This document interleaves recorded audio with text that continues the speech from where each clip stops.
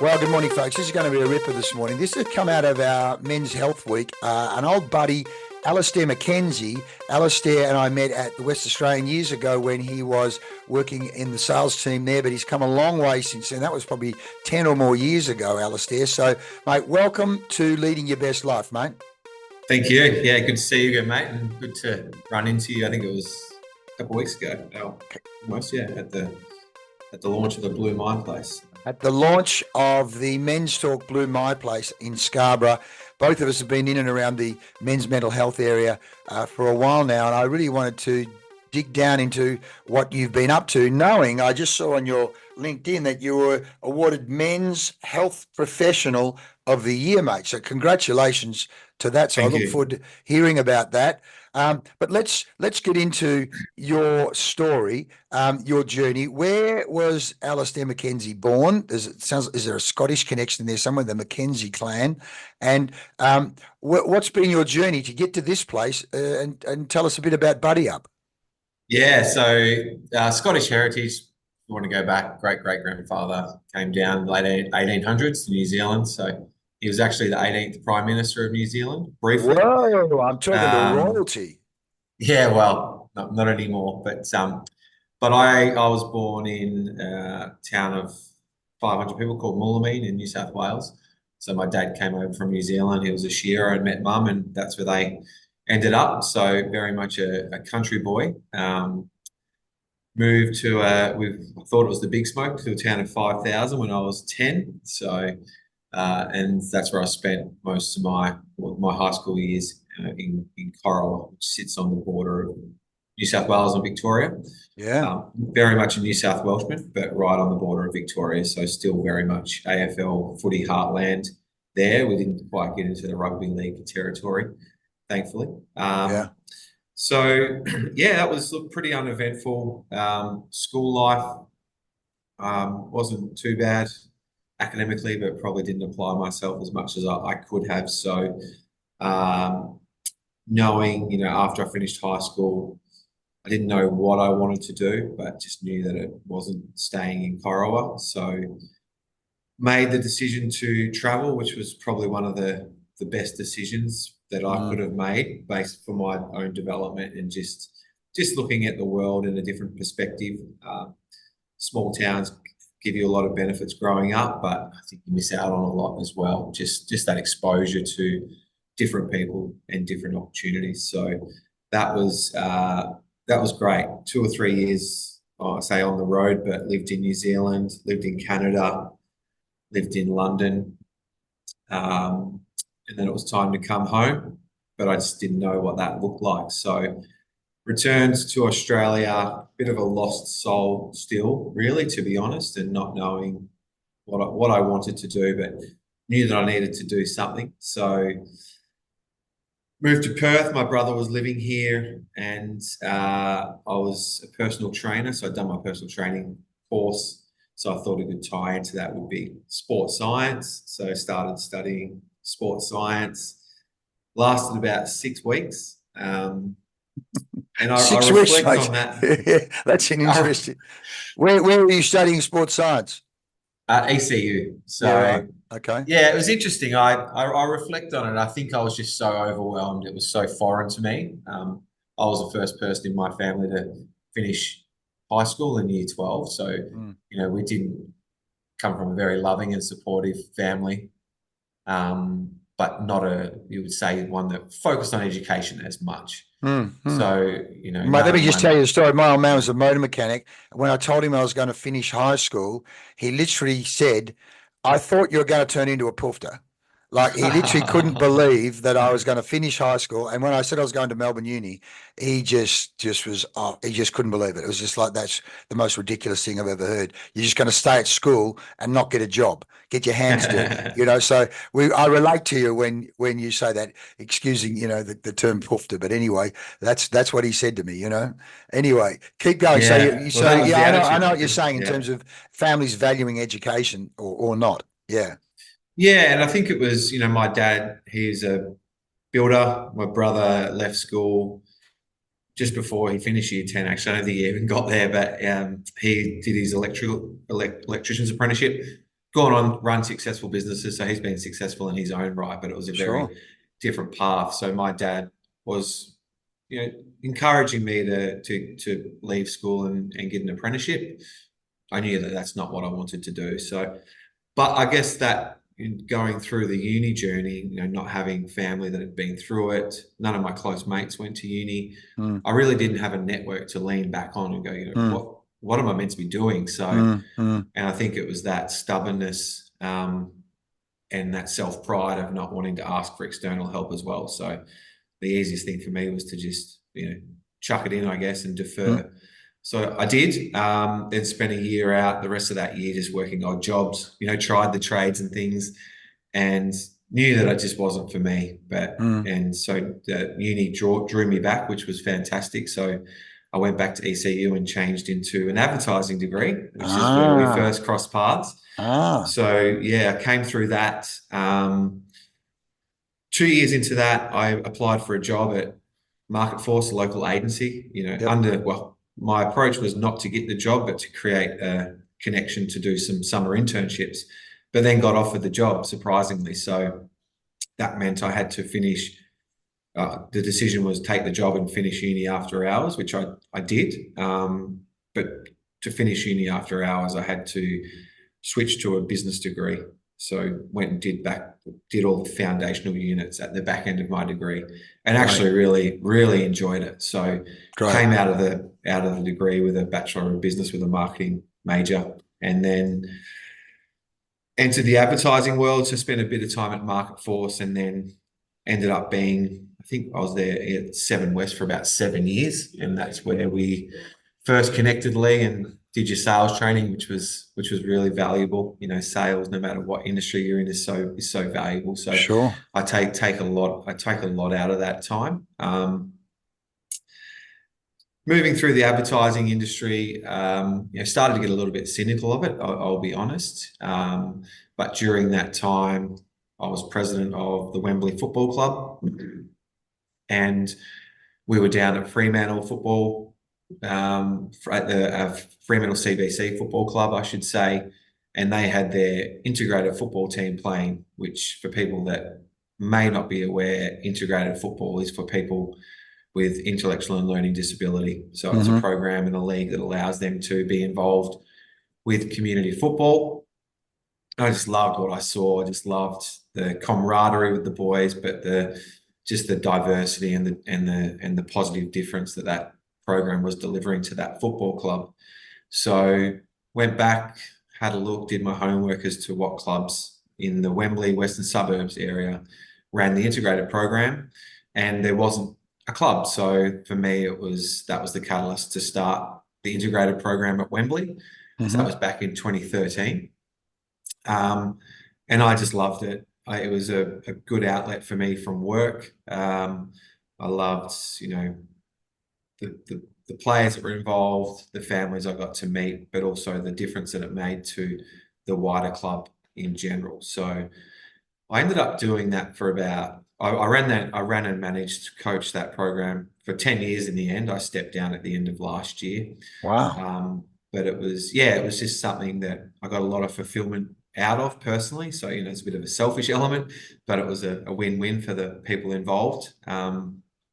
During that time, I also went back and studied my MBA. So that was a decision that I wanted to just to get some more education under my belt, and also just to look at exploring other opportunities, because I knew that the advertising sector was probably not one that I wanted to be in long term, but I just didn't know what that next step was for me. So again, probably a decision that has had a significant positive impact on my journey has been going back and doing that extra study. Through that study, I joined a not-for-profit board for a disability services organisation. So I started to get an understanding of the disability sector more broadly from a governance perspective. During that time, significant time of growth for that organisation. I ended up being chairperson of that organisation, but a tremendous amount of change happening in the sector more broadly. So this was a stage where we were a state-based NDIS scheme. under the Barnett government, and when the McGowan government was elected in 2018, they made the decision to move to the national NDIS scheme. So that 2018 to 2020 was all of the state-based system transitioning across to national, which was massive. The jury's out whether it was the right decision or not, but so started to gain a lot of experience in that space there. So I guess if I took the football, seeing the big benefit that the boys were getting from being involved in that program, the flip side that I was exposed to was how the health challenges that these boys can face outside of the football program, from sedentary lifestyles, overall health and well-being, sleeping, diets. But the big one, as I was watching these young men transition through school out into adulthood, is anecdotally we see it, but the data backs up less opportunities for education after high school, less employment opportunities for people with disability, which then can potentially lead to social isolation and all of the significant health concerns that can cause as well. So all of these different areas of life just kind of culminated, and the concept of Buddiup was born. So we started as a once-a-week fitness meetup outside of football, and in March 2021, with a supportive fiance at the time, who's now my wife, I focused on Buddiup full time. So and now here we are today. Our main offering is health and wellbeing day programs for young men that have come out of the school system. So we run them weekly, and then we've just framed a program to help them develop healthy life skills and life choices, and help create those social connections as well. Mate, what a story. I mean, so there you are, the first person in your whole family to finish high school, and now you've got an MBA. So you're well and truly educated now, mate. Yes. We talk about the forces of precession, where you move in one direction, but in fact something ends up happening at right angles. And so there you are, ECU personal trainer, but it ends up advertising it, but then it ends up business degree, then ends up an MBA, and all of that really comes back to here you are helping young men be healthy and well. It's not necessarily a personal trainer, but obviously way more holistic than that. Let's then go to your website, because it starts to talk about Buddiup. And I see Perth and Geelong. How did the Perth and Geelong connection come up? Yeah, so we weren't actively looking to expand. Still got a lot of work to do in Western Australia, to be honest. But a good long-term friend of mine, we met here living in Perth, and he moved back to Geelong with his family. So he reached out, I think it was the start of last year, and just loved seeing what we were doing here. And we started to open the discussion around what does it look like taking Buddiup across to Geelong. So yeah, fast forward this year, February, Buddiup Geelong launched. Nath, he's doing a great job over there. It's been really well received, and something that's been refreshing, and which is surprising given Geelong is the home of the NDIS from an administrative perspective. But Okay. yeah, he's really standing out as doing something different to help young men on their journey in the Geelong area. Fantastic, mate. So give me some of the stories of the people, what's happening as they're lifting up, leading up, linking up. Give me some case studies. I mean, of any of these guys in the picture here, as to what impact Buddiup has had on their lives. Yeah, look, the biggest driver for us is that social connection, and we frame a health and wellbeing program around it to make it a positive experience. But the biggest thing for us is just seeing those the friendships flourish. So we work on our four key pillars of health, relationships, community, and learning. So physical health, mental health, as well as a big focus for us. We see it, people with disability have significantly more mental health challenges. Sure. So just having that opportunity to create friendships, see old friends regularly. It has such a positive impact. But if you look at, I guess we do a lot of community-based activities as well. So that photo there of Joey over at Rottnest Island doing fun runs. So just getting the guys to set a goal to, if it's a 2K walk or a 5K run, actually supporting them and seeing them finish. It's just something that's so rewarding. Everyone's on their own journey as well. So we have a significant range of intellectual capability, we have a significant range of physical capability. So, and we're dealing with a range of disabilities as well, right? From people that can read, write, intellectually capable, right down to people who can't read or write. We have non-verbal participants as well. So understanding where those participants are and then meeting them where they're at to try and help them develop their own capacity and capability. If I think of specific examples, we've got general health goals like losing weight. So we've seen one of our participants drop a significant amount of weight while also having an opportunity to come out and be socially engaged.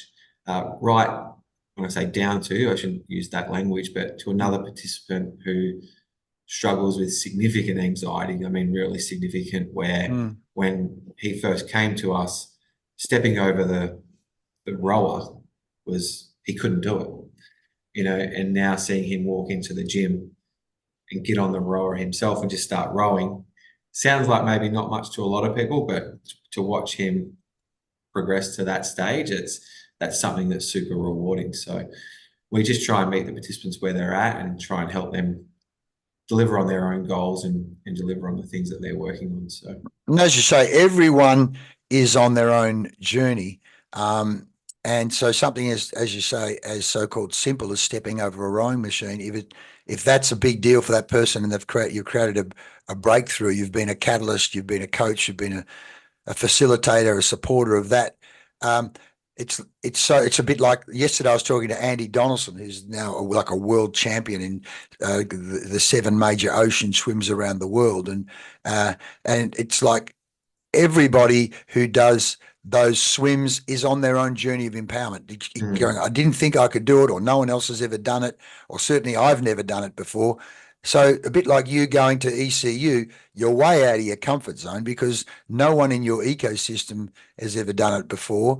Who do you talk to about it? But the moment you set up a community, an ecosystem where others are doing it, it's a bit like me this morning, every morning at Cottesloe swimming with our pod squad. There's an ecosystem. You talked about positive lifestyle, an ecosystem of positivity, and also a can-do ecosystem. And people are therefore, as you say, on their own journey, extending their comfort zones, exploring how good can I be. And of course, the more case studies you have, which people just like you on the same journey have done this, you can do it too. It certainly becomes an ecosystem of empowerment as well, mate. So fantastic work. And so the funding, money-wise, how do you get paid? How does it all work from a business model point of view? So the participants utilise their NDIS funding. So Right. they choose where they use that funding, and so Buddiup forms part of their week in using that. Obviously, a bit of a dirty word at the moment, the NDIS. I think it's there's definitely no doubt things need to change. It is out of control. Not only the growth that's basically, I'd say, unsustainable, but the level of fraud, to put it frankly, is really concerning. So unfortunately, it's a system that's ripe for fraud if you come at it the wrong way. So I don't know what the answer is, but something's got to give. Yeah, and of course it's set up with the greatest of positive intentions. And I think I said to you, my brother is every second member of our family has a condition called myotonia dystrophia. So I don't have it, but my brother's in a walking frame, he's falling, and so the NDIS and the people coming around to help him on almost a daily basis these days has been a magnificent difference to both he and my mother. So my sister helped organise And so I can see how super valuable it is. And at the same time, unethical people can be trying to take advantage of it. So clearly, as you say, brains bigger and smarter than ours need to sit around a table and make some hard decisions as to how to make it sustainable and at the same time still deliver great service. So, mate, let's talk about you, because here we talk about leading your best life, and you have made a whole range of decisions there. One, I'm not staying in Corowa. Two, I'm going to go traveling. Three, I'm going to go to Perth. Four, I'm going to go to uni. No, that uni course is not for me. So there's been a whole range of what I call self-leadership decisions you've made, and in a way, you're empowering people through exercise and well-being for them to realise that they can discover more in themselves. So let's just talk about you and your own attitude to success. If I ask you, what does success mean to you? When you say business success or financial success, what does success mean to you? Life success? Yeah, look, this has changed a lot for me over probably the last 5 years at least. Initially I was on that journey of earn as much as I can, wear the nice suits, get the good title.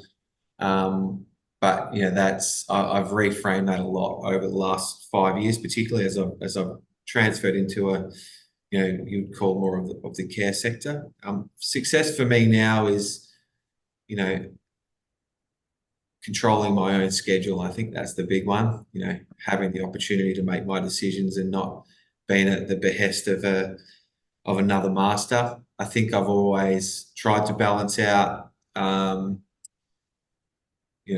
work component of my life. I've always been really active within community organisations. Volunteering has played a large part of my journey, and I think volunteering, I would say, a big reason why Buddiup exists is because of the work that I did volunteering through football, the work that I did it was a volunteer position on the board as well. And I could safely say without those two experiences of picking up skills, meeting new people, I wouldn't be sitting here as the owner of a business like Buddiup.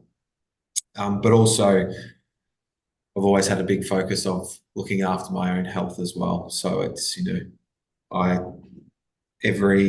exercise every morning. It's just something that I need to do, just because I think it's a good way to start the day. But for my own mental health, it's really important.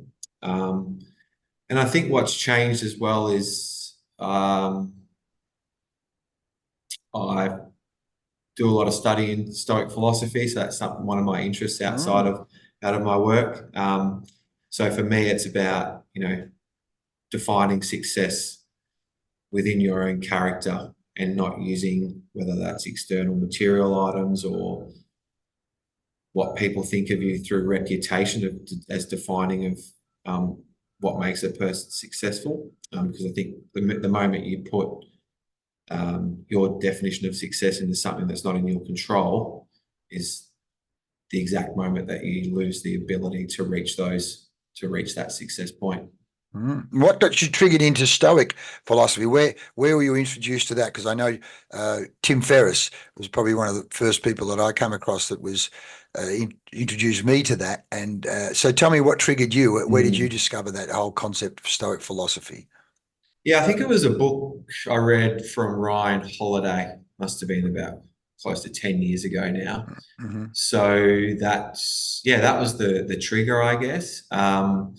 And then from there, I've gone back and really dived deeper into understanding the philosophy from its ancient context. So very much more focused now on the original text from the original ancient philosophers back in antiquity, and moved away, I guess, from, you would say, the more popularized versions. I'd probably put Tim Ferriss in part of that and Ryan Holiday. I think they do good things to expose people to Stoic philosophy, but I think there's a tremendous amount of misunderstanding with the philosophy as well. So it's just working on my own journey to gain that knowledge and try and use it to help me on my journey. Sure, and as you say, provide a thinking framework, a mental for how I go about making decisions or what I value or don't value. So just on that, coming back to we say Aristotle, if we are what we repeatedly do, therefore excellence is not an act but a habit. So let's talk about your daily routine because your mate Josh, by the way, was down the beach this morning.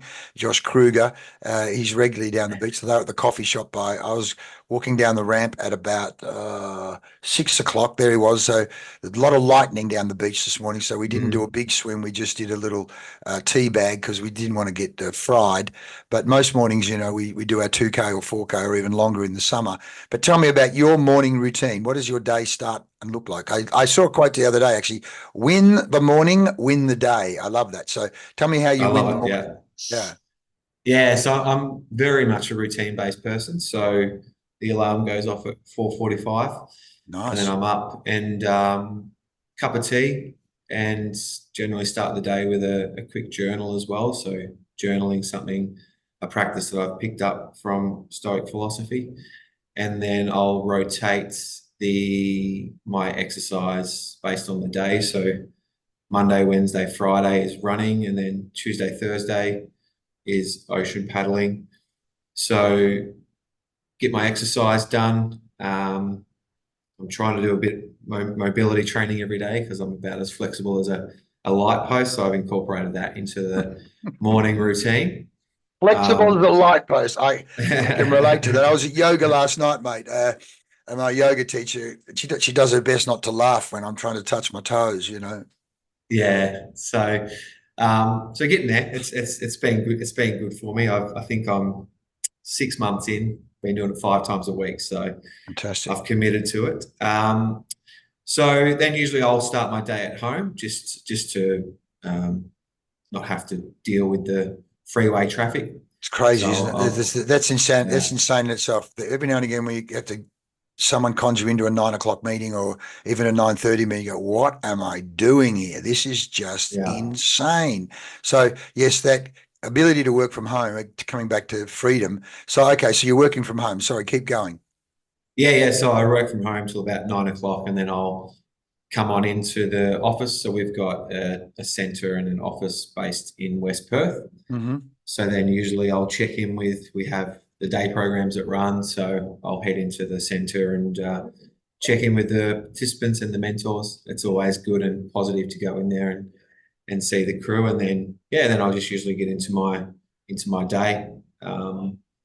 The day usually involves meeting with participants, meeting with parents and families, and just the day-to-day management of the business, really. So we've got a team of on the Buddiup side, we've got about 35 mentors that work within the organisation. Fantastic. Yeah, so I'm not delivering services on the ground anymore. My role has evolved into more of that overall business management. We've also started our sister organisation called Sister Up, so equivalent Fantastic. programs and services for our female friends. And we were lucky that the space next door was vacant. So now we've got our sisters as our next door neighbours. So, but from a business perspective, I'm managing both of those at the back end with my wife, who now is involved with the business, who's overseeing Sister Up and then assisting with the day-to-day management of the organisation as well. So Beautiful. So clearly now you've got 35 mentors.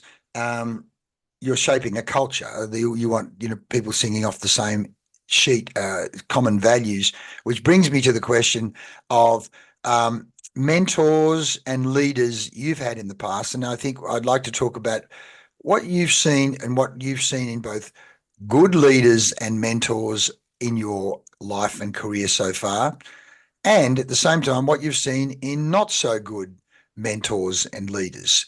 Particularly, you've done the MBA on the theoretical side, but your career, and your football, you've clearly seen good and not so good leaders and mentors. So talk me through some of those characteristics and observations that you've had on both sides of the fence there. yeah, I think if I reflect on what I've seen as a good leader, I guess besides, stepping in and leading by example, never tasks and activities never been beyond that person. And we see that very much in the disability space as well. As you know, my approach is I'd never ask one of my mentors to do something I would not do, and that could be anything from just day-to-day assistance with a mentor right down to personal care, which is what we need to do sometimes as well. So trying to lead by example. But I think the biggest thing for me, the best leaders I've seen are leaders that are consistent and predictable. And by that way, I mean, things are going to go wrong. That's just the nature of just being a human being, I guess. And the good leaders, when you walk in and tell them that you've stuffed up, you very much understand what their reaction is going to be. And that reaction could be pretty stern, come down on you, but they separate the people from the problem, move forward. Leaders where I have seen are not as influential or that I haven't, I guess, respected as much is you don't know how they're going to react. So you might walk in and say something's happened and brush it off. That's all good. You might come in with exactly the same type of problem the next day and their reaction is completely different. So for me, I think it's not about, leaders still need to have assertiveness and lead the way. But I think it's that predictability and consistency of the type of leader that they are is what I think can really help teams flourish as well. Exactly, mate. And coming back to the environment you're in is empowering, giving people power, helping them discover how good they can be. And so when we're working with you guys, we say leadership is everything. The fish stinks from the head first. The speed of the group is determined by the speed of the leader. And certainly, Jim Collins and level 5 leadership in terms of systems, vision, but humility as well, versus the leader that takes all the glory. It's all there, well and truly documented, isn't it? Absolutely. Yeah, I think that's a big one is where, and I got pulled up early days in my career. He was a great manager and he said, you say my and I way too much. It's always we. And that's a lesson I've really taken. And I try and use it the other way to say, using first person I and me when I've stuffed up. Yeah. But whenever there's success or good news, as an organisation, it's always we and us, and it's never me. And that's something I've really been conscious of in building Buddiup is, of course, I started the business, but it's never been about me. It's always been about the broader mission that we're here to achieve. And it's only because of the team that I have that we can do what we can do. So wherever I can remove myself from the successes and build the success of what we do from Buddiup's level and a team level, I'll always try and do that as well. Yeah, brilliant. And let's talk a bit about key influences, books you're reading. I love when people say leaders are readers. So clearly you have immersed yourself in education, but what are some of the books you're either reading now or books that have made a big impact on you in terms of your own decision making and leading your own best life? Yeah, so just given, I'm going to sound really boring here, but essentially all I read now is around Stoic philosophy.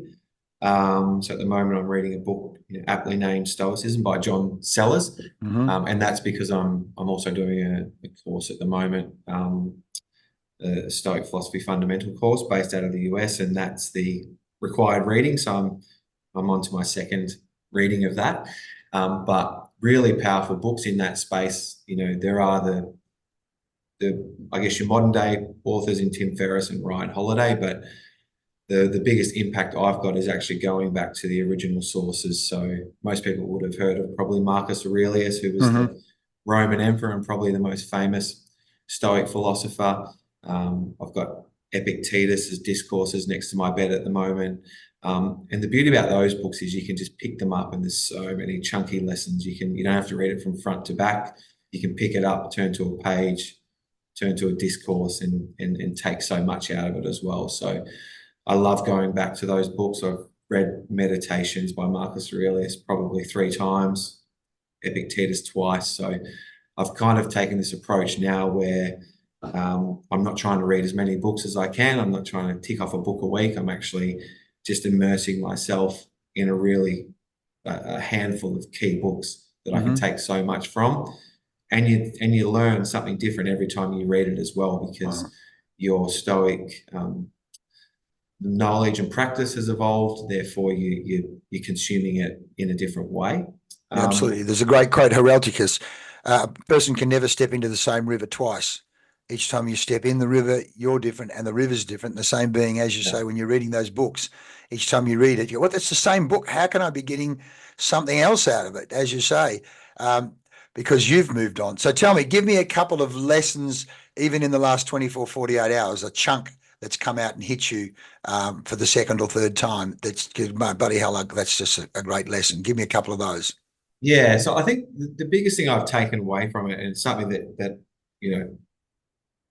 I'm working on, it's a lifelong journey, Stoic philosophy, and you're never going to affect it. I guess that's the beauty of it. But it's that we talk about defining success, and from a philosophical perspective, they say that living a virtuous life and having a virtuous character defines what a good life looks like. And we use the term. What does that mean, virtuous? What does that mean, a virtuous life, a virtuous character? So the cardinal virtues from the 4 cardinal virtues are courage, justice, temperance or self-control, and wisdom. And essentially the Stoics would say that to live a life of eudaimonia, which translates in its simplest terms to happiness, but it's a much broader meaning. I think the English translation doesn't do the word justice, but I look at that as more, how do you develop good character?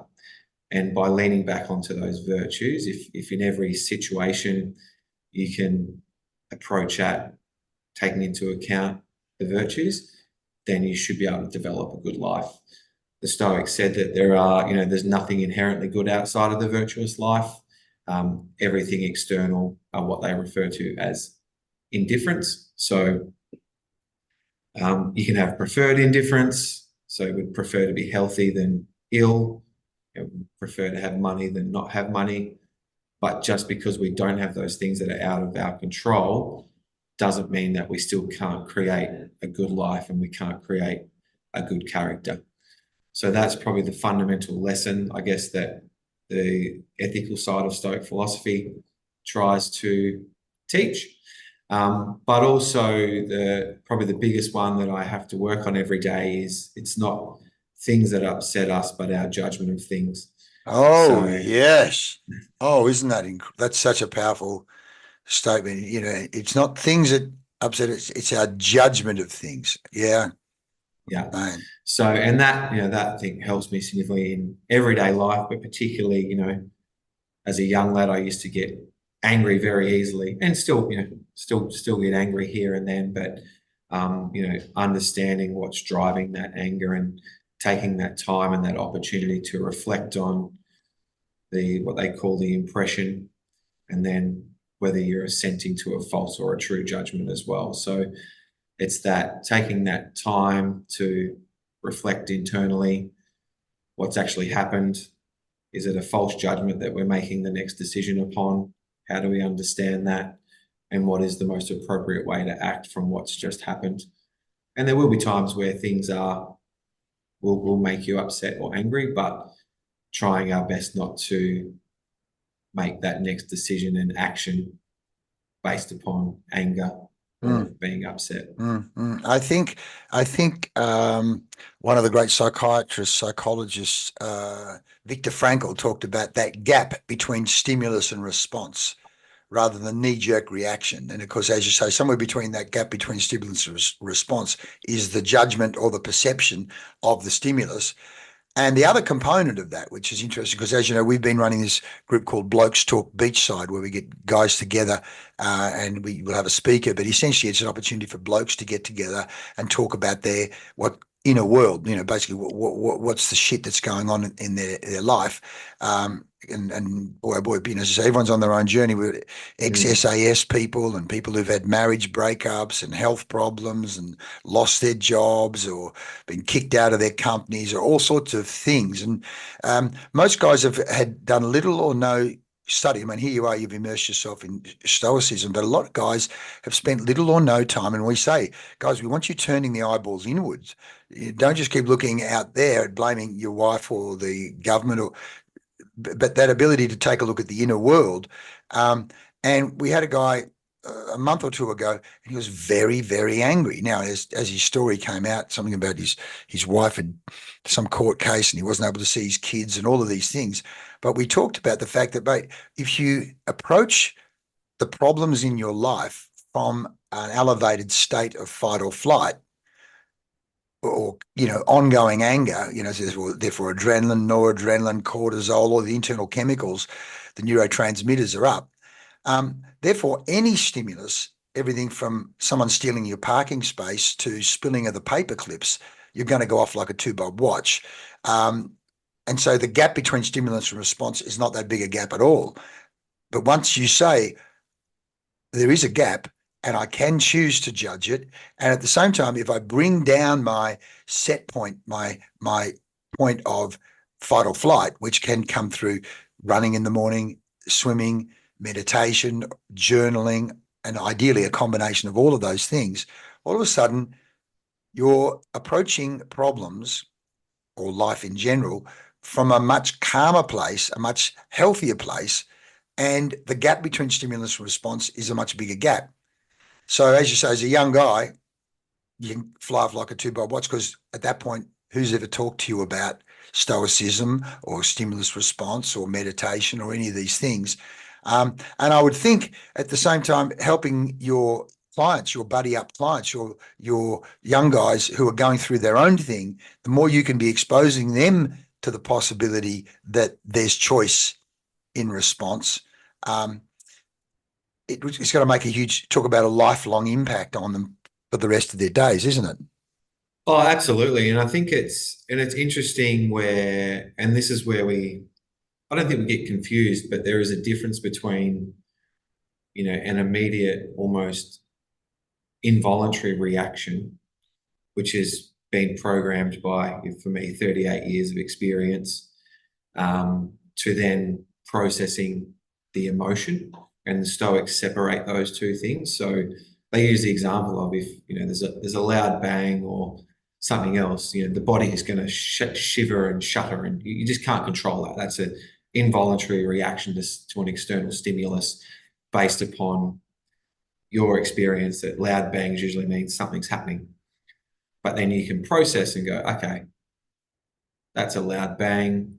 Someone's just dropped something over there. I'm in no danger. My emotional response is continue as is normal. And that's been really powerful for me, where I used to, even, on the early journey in Stoic, my practice of Stoic philosophy is I'd get angry at myself for getting angry at a situation. I'm like, well, I shouldn't have got angry at that. You're an idiot. Yeah. But then it's like accepting that, what, that's 38 years of programming that's very difficult to just change overnight. I'm working on it.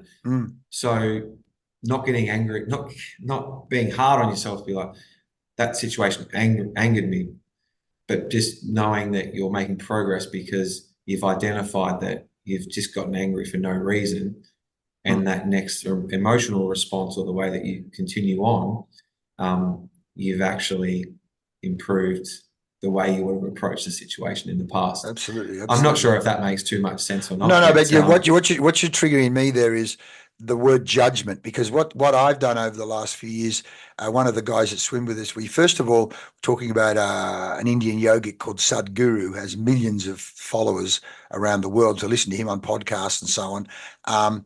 And so then my mate, who's a doctor, an Irish doctor, who's a very smart guy, went to the Buddhist center out in Nollamara. And so I started going there to do meditation on a Friday night. And the Buddhists talk about being kind to yourself, compassion, and judgment. What a to a certain extent, what a waste of time and energy. And yes, we need to judge in terms of our own safety or money or investments, but often we overjudge. And as you say, you use the word judgment before in terms of stoicism, like being very, very careful about what you judge. And interestingly, a mate of mine who was an old surfing buddy, we went on all holidays together. He got brain cancer and died a year ago. In fact, we scattered his ashes, which of course that in itself puts things in sharp contrast for you as to, mate, we're all heading in that direction. At one stage when he had the tumor taken out, he says, I've decided to be less judgmental and more magnanimous. And what he meant was just being grateful for everything, basically every day, every breath, every vision of the ocean. And I thought in hindsight, yeah, I could tell one of the reasons his anxiety was so high was he's constantly judging either himself or others. And what that then does, if you're constantly because that's the other thing about neural pathways, is if you've got good at being judging of others, you can be pretty certain the person's judging themselves, not always, but judging themselves. So coming back to you, 35 or 37 years of judging, of course, you've developed very good neural pathways in that area. And what now you want to do is to be developing neural pathways in different areas in terms of not being judgmental or being kind to yourself, or, as you say, going through that decision-making tree that you just talked about in terms of I'm not in danger, no one's been hurt. Okay, no need to. And not only that, there's another Buddhist story which talks about two Buddhists were in an order where they weren't to talk to and certainly not touch women. I don't know if you've heard the story, and they're walking on this journey, and they get to a stream, and there's a woman on one side, a young, beautiful woman on the one side saying, please, can you guys carry me to the other side because my fiance is over there and I can't get over there. I'll drown on my own. And the older monk just picked her up and carried her across. And the young monk just couldn't believe what he'd just seen. He was so angry, even though he's a supposedly enlightened creature. And miles went on, and eventually the older monk said, something seems to be wrong. What's going on? He's gone, I just can't believe you not only spoke to the woman, you picked her up and you carried her across. I just can't believe you did that. And the old monk said, well, I put her down on the other side of the river, but you seem to be carrying her for the last 2 hours. Put her down as well, and I thought it's just a beautiful story around what the hell we hang on to and ruminate and let upset our internal world and our internal chemistry, because that's having an impact on in the internal world. All that judgment, all that rumination goes on, which again, by working with the people you're working with, it gives you an opportunity to do all of that kind of sharing and empowering, because where do people learn these things? With a bit of luck, maybe some football coach or somebody exposes them, not necessarily to Buddhism or any of that, but just in terms of the choice in thinking. So what are your comments or reactions to what I've just said there? Yeah, I think when I was reflecting on the story you were telling then, as I put it from a Stoic context, is the older Buddhists chose what was the right thing to do. So, everything is contextual. Yes. So there was the fundamental belief that you can't touch something, but as Stoic practitioners very much see themselves as citizens of the cosmos. So we are here to exist to help one another. I would reflect on that being the right thing to do was to help that person. It probably went against what they've been taught in isolation, but the virtuous thing to do was to help that lady across the pond. So that's probably what I reflected on it. But more broadly, I think judgment is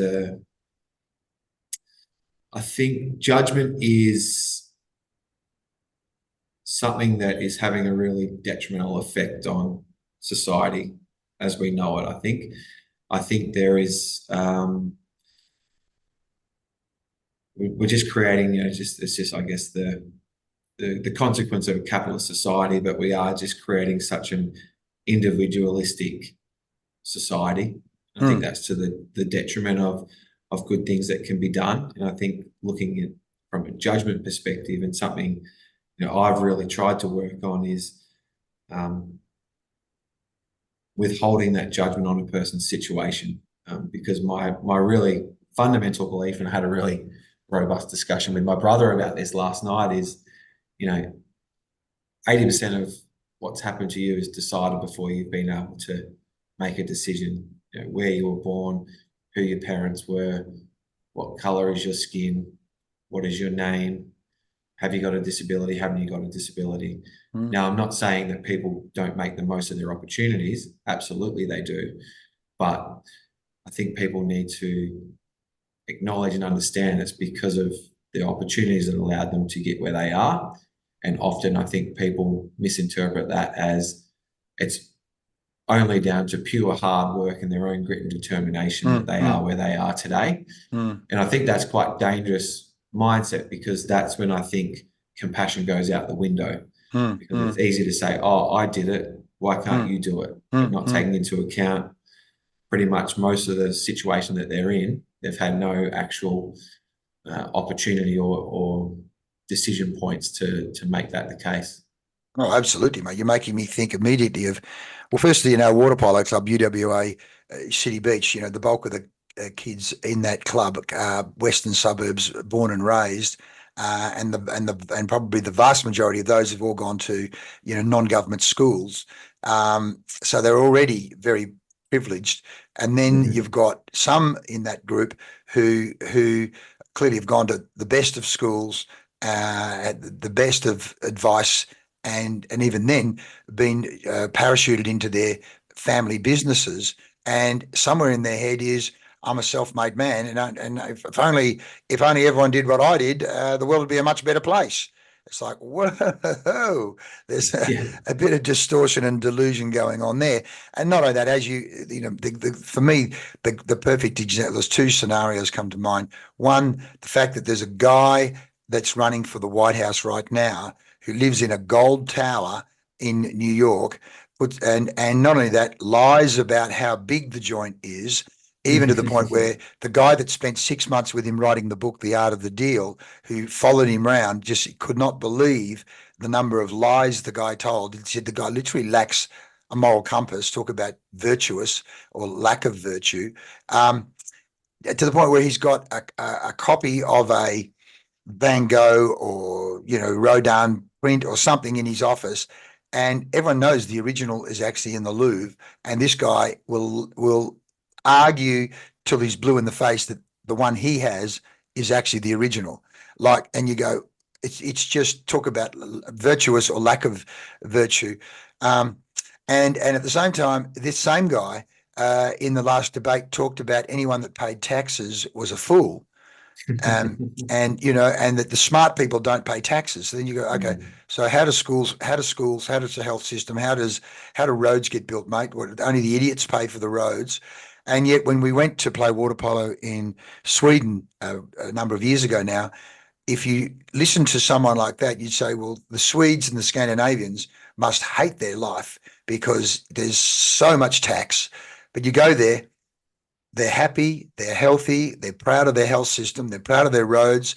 They can literally tell you what percentage of people visit the library and how good. So there's a real sense of social connection. And even to the point where in recent times, I came across an article talking about Finland and documentary. They said, you literally can't tell the difference between the wealthy suburbs and the not so wealthy suburbs in those places, because materialism is not the KPI.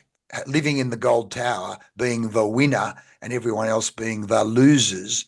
So to live on the same planet with two incredibly different paradigms, and you even use the term social democracy, and the right wingers in the States will call you a communist. It's like, what planet are you living on, guys? Not the least of which, another mate of mine, Greg Campbell, who actually got me involved in consulting way back in the 80s, has spent the last 30 years with the Aboriginals up in Broome and written a 700-page book. And a key part of Aboriginal culture is, one, the environment is a living, breathing member of the family. That is, so just like any other member of the family, you take care of it versus no, you dig holes in it, you rape and pillage and again, Sadhguru talks about the importance of the topsoil. If we have less than something like 6 or 7% organic material in the topsoil, you can't grow anything in it. And he said, we're all food. So you can only, so there's all of these factors, but the people living in these gold towers, only losers worry about that kind of thing, mate. So that's, we could talk about, that's a whole other topic, but let me ask you this question. What does the future hold for Alastair MacKenzie and Buddiup and Sister Up? If I talk to you in 5 years' time, what will have happened? Well, personally, we're got a baby on the way, so that's well exciting. done, So, mate. yeah, That's gonna change things. Yeah, exactly. So we're 15 weeks in at the moment, so still reasonably early, but early days, yeah. At a stage where we get to know people. So I'm thinking my life's going to change significantly. Well, I hope it does, as it should. Maybe the morning routine might be a little bit disrupted. Look, from Buddiup and Sister Up's perspective, I think there's obviously a lot more that we can do, and taking the experience from the men's health conference last week, that mental health space is significant. So right now, our focus is disability space, because it's where my experience had been through football, but then the NDIS also allows such services to operate, and I think that's where, to your point earlier, is we're hearing the worst of the NDIS at the moment in the media. And it just, as with everything, it's politicized. But there's a lot of good stuff happening as well. And we sincerely believe that the programs and services that we deliver do have a really positive impact on our participants. But there's so much more we can do. So next for us, I find it hard to look 5 years out because so much changes within 12 months. Sure. But for us, it's about how do we increase the number of participants that we reach. So, we're actively looking at regional opportunities at the moment. I was up at Geraldton last week or a couple of weeks ago, talking to some local providers up there about how we can take Buddiup up there and help their participants and citizens. Heading down to Rockingham tomorrow, engaging with their local council just to see what we can do to take Buddiup down there. So for me, I'd love to see Buddiup operating in all the major regions in Western Australia. And I think that can only be done collaboratively. I don't sit here and pretend that we know everything and can do everything. It definitely takes support from a government perspective, but it also, I think, for us to do it well, it will be partnering with good operators in those areas that know the towns, that know the people, and then we can come in and help them deliver a program that we have seen that we know works and delivers good outcomes. So for us, I think it's about just, having more of a reach and helping as many West Australians as we can without fundamentally losing what makes Buddiup and Sister Up what they are. You see it often, particularly in the disability space. You grow too big and it just becomes a big, almost corporate machine worrying about finance and HR and everything else, and then losing the essence of why Buddiup and Sister Up began in the first place. That intimacy, the intimacy factor, absolutely. Alastair, we covered a ton of great stuff. I love taking notes during these sessions, so I'm just going to go through some of my notes here. One, the fact that you won the Men's Health Professional of the Year last year, fantastic, mate. The fact you have 35 mentors, therefore you've already got an organisation, and as we talked about, the importance then of an alignment, a singing off the same hymn page, as in values and touch points and client experience you want. Your point that everyone is on their own journey, including you and me, but the power of stoicism and, as you say, the virtuous thing to do, leading by example, and as a leader, the consistency and predictability. Journaling in the morning besides the exercising, Monday, Wednesday, Friday, and then the Thursday and Tuesday, the paddling. I love that. Citizens of the cosmos. It's not dissimilar to even the Aboriginal concept of oneness. We're all in this together. We're all in this journey together. And you've talked about not only leading of yourself, leading of others, leading of the organization and your teams. And the fact that it all started, I mean, well, obviously football, but then integrated. And interestingly, the power of volunteering. By volunteering, that's what's led to where you are today. Yes, your career and work. And I can say, as you were talking, I remember all the things, whether it be Blokes Talk Beachside with me or Pod Squad or National Speakers Association, the things that I've learned and the contacts I've made through volunteering. And I think that's such a powerful message. And then we also talked about our judgment of things. It's not what happens, it's our judgment, and being very, very careful in how we use judgment. So some great examples and tips there on leading your best life, and of course, in your case, shaping and helping others do the same.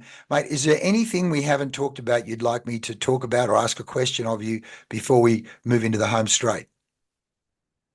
No, I think you've pretty much nailed it. So yeah, we've got, I guess with the mentors as well, we've also got a really great team we've got 12 female mentors on the Sister Up side as well. Fantastic. And I guess there was a couple of things to pick up on as well. I think there's a lot of connection and similarities between Stoic philosophy and Indigenous culture. So I'd love to see more, whether it's research done around that, because absolutely, the Stoic philosophy it's a systematic philosophy of physics, logic, and ethics, and they fundamentally believe that God was part of nature, and nature is a living, breathing thing, which is the tie-in with the Indigenous culture there. And I guess just to finish, with the judgment thing is, as you were talking about Trump and things, I was kind of churning in my belly. But one of the best sayings I heard was that it's easy to score a home run when you start on third base. So let's not forget the people that are starting at first base and help them around as well. So Yeah, what a great saying, mate. That's fantastic. I'm just going to do two things. I want to share. Firstly, here is Greg Campbell's book, Total Reset, where you can. It's just a ripper, and you can get it. It's on Audio, it's on Audible, and it's also on Spotify if you're on Spotify. So I highly recommend that for people who want to immerse themselves in Indigenous culture. I mean, I've learned so much, particularly on the relationship with environment, and the environment being a relative, and the oneness. So we're all in this together. And he talks about Lulu, the tribal elder, talks about sitting at the bottom of everything, where you realize we're actually all in this. We're all in this together. And of course, so if people want to get hold of you, Alastair, there you are on LinkedIn. People can access Alastair there on LinkedIn, and of course here at Buddiup, buddiup.com.au. Mate, you're doing absolutely fantastic work, and I can see what you're doing is going to continue to grow as you extend your influence and your love and your caring for people. In a nutshell, give us 3 key tips then that would summarize leading your best life, be it your life, having reflected on your life today, or helping others lead their life. What would be 3 pieces of advice you'd give? Yeah, I think don't be too hard on yourself. You're going to make mistakes. So just learn from it and move forward. For me, discipline eats motivation for breakfast. So get up, do the small things well every Discipline day. eats motivation for breakfast. I love that, mate. Thank you. Yes. Absolutely. That gets me out of bed in the winter often. Yes. And, life's about compound interest. If you do the small things every day, they'll turn up to be something quite significant. Wow, mate, what gems you've just given us there. Alastair, it's been an absolute pleasure catching up, mate. We'll get this out to people, and we'll continue to make a difference, and let's see what we can do to help each other as we move forward. Yeah, thanks, Matt. And I'll just have one last little plug. If people are interested in Stoic philosophy, I do run a meetup every month, Perth Stoa on Facebook. So I'd love you to get involved, and it's just an opportunity to learn the philosophy in more detail and meet like-minded people who want to go on that journey and help each other as well. So great, mate. Any interest, get involved. I'll put that in the notes of the each of the podcasts and where we post it. Yeah. Perfect. Okay. Great talking to you, Alastair. See you, mate. Thanks, Lee. Always All the a pleasure, best. mate. Bye-bye. See you later. Thanks. Bye. Bye.